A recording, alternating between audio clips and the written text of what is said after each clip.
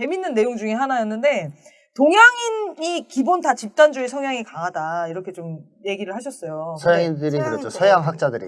아 서양 학자들이 네, 그 얘기하죠. 보기에. 네. 근데 일본은 가짜 집단주의다 이렇게 하셔도 괜찮은지 모르겠는데 거기 쓰셨더라고요. 괜찮죠. 뭐 일본 놈들이 와서 테러할까봐.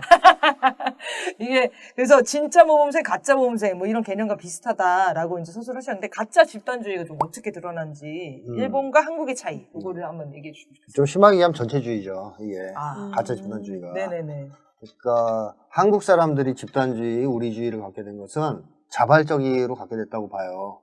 역사적으로 그렇게 사는 게 너무 좋았고 그렇게 살아보니 너무 행복했기 때문에 자발적으로 집단주의, 우리주의 성향을 갖게 된 거거든요. 네. 일본 사람들은 그렇지 않다고 봐야죠. 그게 좋아서 가졌다기보다는 그렇게 안 하면 혼났기 때문에 또는 처벌을 받았기 때문에 그래서 그 성향을 가지게 되었다라고 봐야 되는데 그걸 보여주는 하나의 사례를 들자면 일본에서 그 대지진 났을 때 해일이 막 덮쳐서 어떤 할머니가 바다에 표류를 한 거죠. 그럼 이제 일본에 구조하려고 막 찾았을 거 아니에요? 네. 찾았어요? 찾아서 방송에서 인터뷰로 이제 처음에 얘기한단 말이에요. 그럼 그 할머니 첫 마디가 뭐였을까요? 민폐를 끼쳐서 죄송합니다. 에? 나 지금 구해줘서 감사합니다. 그렇죠. 한국 사람이니까. 아 민폐를 끼쳐서 죄송합니다. 자, 그 다음에 또 이 ISIS인가 그 테러 단체 납치돼서 아들이 죽은 일이 있었어요, 일본에서도. 네. 우리나라도 한 명 있었죠. 네. 그때도 아버지가 인터뷰할 때 제 자식 때문에 민폐를 끼쳐서 죄송합니다. 인터뷰했어요. 아, 근데 생각해보니까 제가 1월 문학가잖아요? 저 일본어가 생각이 나는 것 같아. 이게 습관적으로 나와요. 일본인들이 쓰는 말이거든요. 많이 쓰는 말이죠. 아주 많이. 뭐, 실례합니다. 뭐, 민폐를 끼쳐서 죄송합니다. 딱 이 문구거든요. 네, 맞습니다. 아주 많은 일상 용어예요. 우리가 서운하다, 섭섭하다 하는 것 같은 자주 아니, 그거보다 더 이제 의미가 세죠. 1월 문학가요? 자, 네. 공부 조금 그러면 했어요. 이렇게 한번 생각해 보세요. 한국 사람이 바다에 그렇게 오랫동안 필요했다가 구조되면 첫 마디로 뭐 아까 얘기하려고 그랬어요? 구해주셔서 감사합니다. 고맙습니다. 감사합니다. 예. 그죠? 네. 또 아들 문제로 그렇게 심려를 끼쳤다 만약에 그래서 네. 국민들이 걱정해줬다. 그래서 네. 인터뷰를 했어. 그럼 뭐라 그래요? 한국 사람들은. 감사합니다. 네. 관심 가져주셔서 고맙습니다. 네네. 네. 그동안 격려해 주시고 뭐 이러고 인사부터 하잖아요. 네. 자, 그러면 민폐를 끼쳐서 죄송합니다라는 것은 어떤 사이에 하는 말일까요? 남 사이. 맞습니다. 남 사이예요. 남남일 때. 남남일 때 그 얘기하는 거 아니에요. 그렇죠. 그러네요. 민폐를 그렇죠. 끼쳐 죄송하다고. 그러면 고맙습니다는 어떤 사이? 한편. 우리 사이. 네. 우리 사이일 때 하는 얘기죠. 가족 관계에서. 가족 관계인데 내가 필요하고 있는데 가족들이 나 구하려고 그래? 안 구하려고 그래요? 당연히 구하려고. 당연히 구하려고 그러죠. 그래서 구해줬어. 그럼 가족들한테 뭘 느껴요? 감사. 고마움을 느끼죠. 네. 민폐 끼쳐서 미안하다가 아니라 네. 고맙다고 생각하죠. 그러니까 한국 사람들은 안 구하면 섭섭하죠. 네. 안 구하면 섭섭하고 서운한 거지. 이것들이 나를 바다에다 그냥 내비두고 이럴 수가 있어. 막 네. 화를 내죠. 안 그렇죠. 구하면. 근데 이제 한국 사람들은 필요하고 국가적 역량이 충동원돼서 국민들이 관심을 가지고 구할 때 우리라고 느끼는 거예요, 그거를. 그럼요. 우리 관계라고 생각하는 거예요. 일반적으로 한국 사람은 우리 관계를 본다 그랬잖아요. 아까 이제 잠재적으로, 무의식적으로. 그러니까 딱 구해주면 첫 마디가 무조건 한국 사람은 그게 나오는 거예요. 고맙습니다. 여러분들도 고맙습니다. 살았습니다. 관심 가져주셔서 감사합니다. 이 얘기가 나오거든요. 일본 사람들은 민폐를 끼쳐 죄송합니다. 이게 나온단 말이에요. 안 할 일을 하게끔 만든 것 같이 얘기하는 거. 패 끼쳤다 이거죠. 한마디로 네, 자기가 네. 이제 집단을 신경을 쓰게 만들었다. 남들한테. 그러니까 그래서 전체주의라고 딱 얘기하시니까 네네. 이해가 되네요. 되죠. 뭔 말인지 알겠네요. 자, 그러면 일본 사람들은 사실은 개인주의자인 거 아니에요. 네. 남남으로 사는. 네. 그런데 전체주의적 성향을 갖고 있잖아요. 집단주의 성향을. 그럼 마음이 어떻게 되겠어요? 그 두 가지가. 충돌하겠죠. 충돌하고 분열되겠죠. 그래서 일본인들은 마음이 두 개가 있어요. 혼내, 다테마에 들어봤어요? 네. 혼내와 다테마에. 혼내는 속마음이에요. 본마음. 다테마에는 겉마음. 보여지는 거. 보여지는 겉마음이에요. 사회적 마음이라고 할 수 있죠. 이 마음이 두 개 있거든요. 일본 사람들한테 가서도 마음이 두 개지? 이런 건 아무도 뭐라 안 해요. 진짜로 다 두 개니까. 이 두 개를 갖고 있거든요. 네. 혼내와 다테마에를. 근데 일본 사람들이 어느 정도로 이것을 잘 숨기냐면 몇십 년 같이 산 부부가 서로의 혼내를 모른다 그러잖아요. 속마음을. 직장생활 3, 40년 해도 혼내를 몰라요. 제가 아는 어떤 분은 일본에서 직장생활 20년 했는데 상대방 전화번호 모른대요. 집에도 가본 적 없고. 어머. 그냥 진짜 일만 하는 거예요? 네, 사생활에 있어서는 열지 않아요. 그쵸. 그런 게 있죠. 근데 한국 사람들 10년이라면 집이 뭡니까? 10년이요? 네. 10년이면 벌써 지금 서로 경조사 다 다녔어요. 그 집 애까지 다 알고, 그죠? 그럼요. 그죠? 뭐 그집 이모. 화장실에 칫솔이 뭔지도 알고. 제가 키웠죠, 네. 그 집 애를 그쵸. 10년이면. 그러니까. 그러니까 이게 일본하고 우리가 틀린 거예요. 네. 그런 점에서. 그래서 일본 사람들은 마음이 두 개다 해도 전혀 문제가 안 되고 당연히 그렇게 살아가는데 한국 사람한테 너 마음이 두 개지 그러면 어떻게 돼요?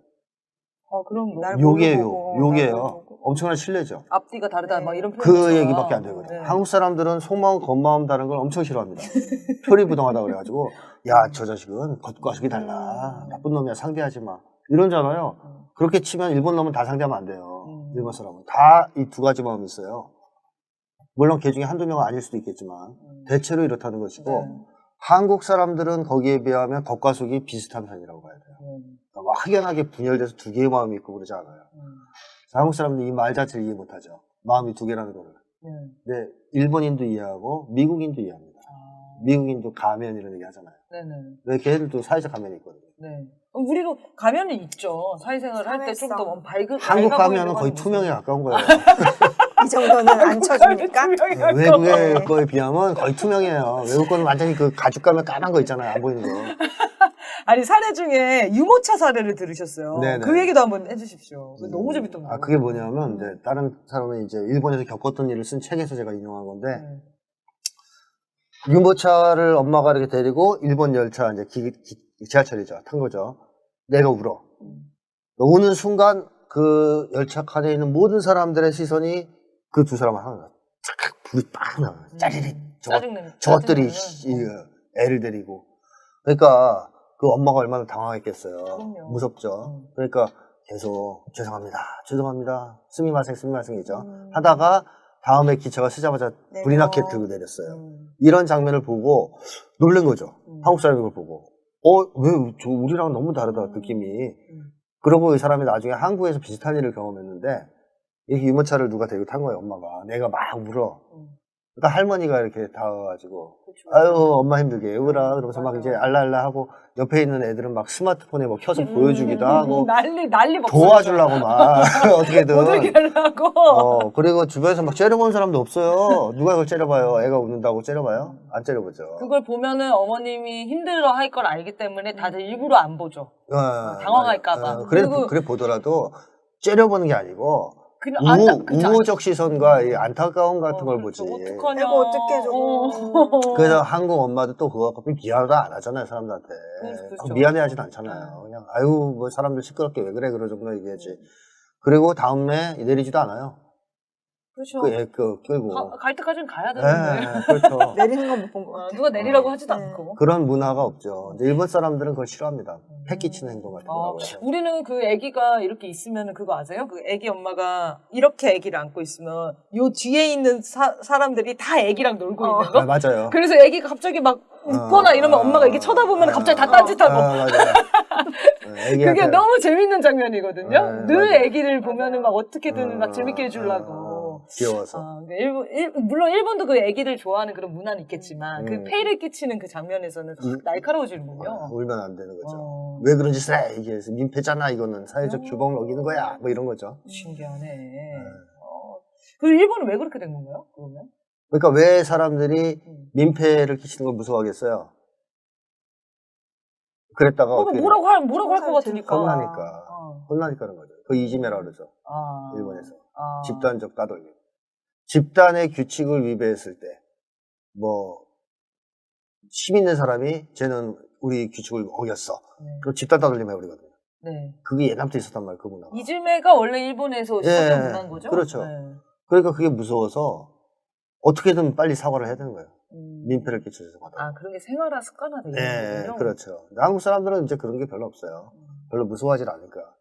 그게 이제 어떻게 드러나냐면 문화증후군이라고 있습니다. 그 DSM-4까지 4에서 등록이 됐었나요? 문화증후군이 한국 화병이 등재됐었죠. DSM-5에서 또 사라졌다는 얘기를 누가 하던데. 하여튼 4에서는 한국에 고유한 문화증후군으로 화병을 등재했어요. 근데 일본은 뭐였을까요? 일본의 문화증후군은 참짭병? 대인공포증이에요. 대인공포증? 의미심장하지 않습니까? 그래요. 그러니까 일본 사람이 제일 무서운 게 뭐라는 거예요, 결국? 사람들이라는 사람이라는 거죠. 집단. 나라가 어떻게 운영이 되는 거지? 그러니까 문화증후군 이게 되겠죠. 근데 굉장히 친절한 느낌을 어머, 주고 그게 굉장히 다테- 조화로운 느낌을 다테마이죠. 주잖아요. 그게 다테마입니다. 그래서 혼내. 일본은 친절한 나라 이런 네, 인식이 있잖아요. 네, 네. 안 근데 친절하면 그건 죽어. 혼나거든. 그런 거. 그런 무섭네. 억압된 안에서의 친절함인 거예요. 그래서 군국주의로 됐을 때, 네. 이 일본 그 군국주의자들이 한국인들한테 얼마나 잔인했습니까? 친절했나요? 혼내가 나오면 무섭죠, 얘네들이. 그러네요. 네. 인간이 어떻게 그래라는 말이 식으로 나올 많이 했죠. 정도로. 네. 그렇죠, 그렇죠. 그래서 일본에서는 엽기적인 범죄가 좀 참 착하던 사람이 왜 그래, 뭐. 혼내와 다테마의 문제인데, 뭐, 지킬박사이드도 이 사람들은 좋아할 거예요. 그렇군요. 일본 괜찮은 건가 지금? 갑자기 또 일본도 또 걱정하기 시작했어 지금 나. 또 거기에서도 또 좋은 사람들이 좋은 사람들은 하고 있겠죠, 당연히. 또. 당연히 있는데, 문화성이 어쨌든. 이렇게 다를 수 있다는 게 네. 이렇게 가까운 나라인데도 네. 중국이랑 다른 점도 있나요? 중국이랑 다른 점이 있는데, 제가 중국은까지는 잘 모르겠어요. 일본이랑 일본은 좀 자료를 좀 봤는데, 분명하게 또 다른 점이 있다 근데 보니까. 중국은 우리랑 다른 건 확실합니다. 예를 들면 중국도 우리만큼 우리란 말을 전혀 안 쓰는 나라니까. 또 우리 문화가 특별히 없어요. 중국도. 거기는 또 그리고 다민족이 섞여 살다 보니까 그것도 있겠죠. 그런 영향이 네. 있을 것 같아요. 네.